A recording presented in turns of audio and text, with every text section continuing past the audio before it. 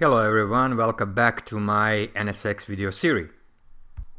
In the second part of this video, we will learn how to configure the important SRM components such as protection groups, folder mappings, resources mappings, recovery plan, etc. In addition to configure those various components, we will perform partial failover and full failover of application. So goes to site recovery section. As a part of SRM configuration, network mappings are needed. Those enable the recovery plane to connect VMs to the appropriate network during failover plane. We need to configure the mappings between site A and site B for the NSX networks we created earlier. So select the region AO vCenter and add new mapping. We will prepare mapping manually. Expand both inventories, and we need to match the networks by the unique ID of VXLAN segments. So select the network with logical switch or universal wire with ID 1 on the site A tree, and the select network with logical switch or universal wire with ID 1 on the site B tree, and click Add Mappings. The goals here is match to web tier universal logical switch at each the site together, then the up tier universal logical switch and the DB tier universal logical switch respectively. Confirm this tree mapping and go to next. We are not going to make any change to the select test network and just click next. We also do not going to make any change to the prepare reverse mappings at this point, so click finish. Now we will configure folder mappings for Site Recovery Manager configuration. Prepare mappings manually.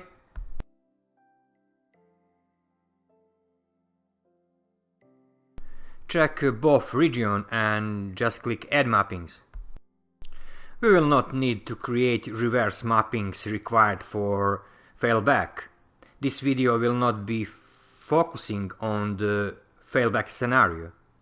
For this scenario, we will also need to create a resource mapping for our application. For site A, select the region AO1 comp cluster. And there is only one resource available in the region B. That is region B comp cluster, just needs to be selected.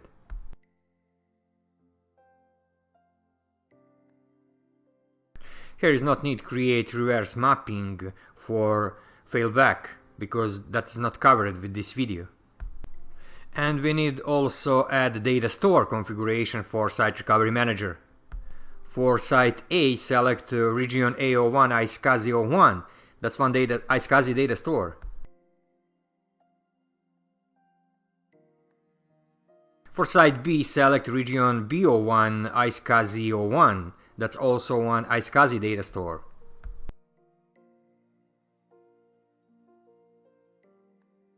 Next step is create base protection group of the web application for the 3 VMs. So let's create new protection group for VM. I will call this simple web server. For the protection group type, select VCI 01A to VCI 01B to indicate direction of the recovery, and select individual VMs, that's vSphere Replication. In the virtual machine tab, select only Web01 machine, virtual machine. Verify that the web server protection groups are created. And we need to create new one on the same way for application and database tier with the name app and DB.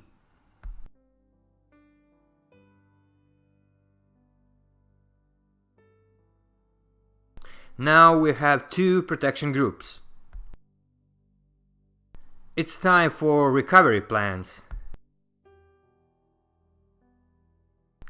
In this section we will create recovery plans for failing over web components of the application for partial failover use case, and also create another recovery plan which will include data app and DB components of the application for the full failover use case. I will name this recovery plan web. For the recovery site, select VCA 01B. For the protection groups, select web server group.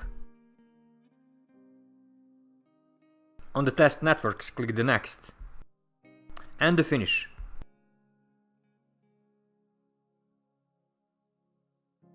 We need to repeat those steps to create second recovery plan for app and DB servers. The web application VMs are now protected with Site Recovery Manager and will be able to fail over to the secondary site using the same NSX network. We will fail it over and verify its functionality. Please notice that we will fail over the web server from region A01 to region B01 without having to change the network. Select Web Recovery Plane. Go to Monitor tab and Recovery Steps, and run recovery for web server. Users have the option to do planning migration or disaster recovery.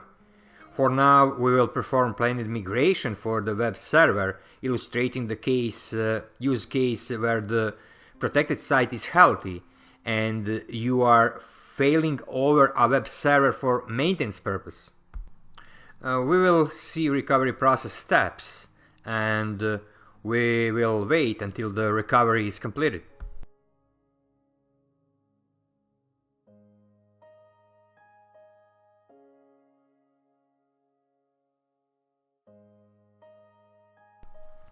After completed, let's check the connectivity to the application.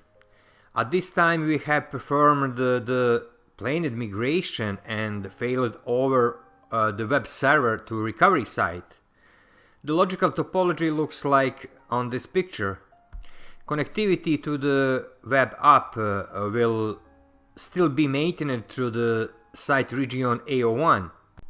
Any inter-tier traffic will travel as the way it is shown on this diagram. Okay, let's check application. We will use the browser to access this application. As you can see, the application is accessible after web server failover to the site region B01. For the failover, we didn't have to change any routing, IP addresses of the server or any firewall rules. You probably can remember our default firewall rules. We rejected all the traffic. Let's disable the default rejected firewall rules to trace route to discover the path the traffic is taking. Otherwise, this request will be rejected.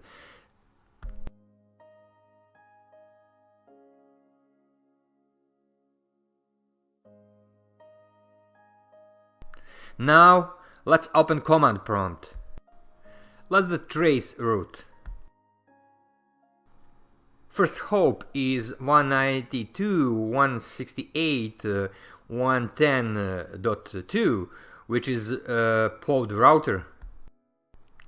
Second hop is 192.168.100.3, which is the uplink interface of the region AO perimeter gateway. And third hop is 192.168.5.2, which is the Universal Distributed Logical Router 01 uplink interface. If we run a second trace to up server, we will notice that the route is the same. This shows that even if the web server has failover to the recovery site in region BO, the path to the web server is still through the protected site. Notice the location of the web server now is region B01.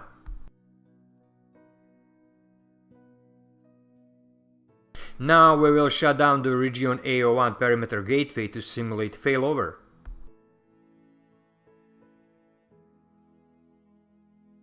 In the real-time environment, organization can have multiple components failover, but I cannot cover all in this video. Now run recovery plane to failover site.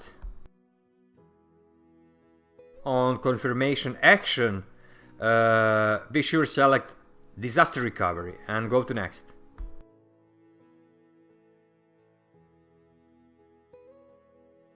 Take a look of this process that could take 3 to 5 minutes to complete.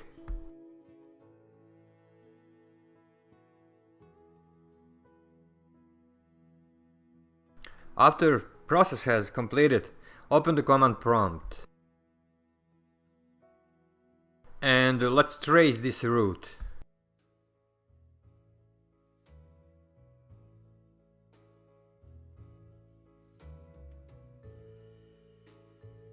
As shown, the path to the web VM is through the recovery site H gateway as well as recovery site universal distribute logical router. The trace route is evidence that the path to reach the application has changed and it's now through the recovery site. Let's check application through the web browser. We can also open command prompt and ping each virtual machine. All ping will be successful.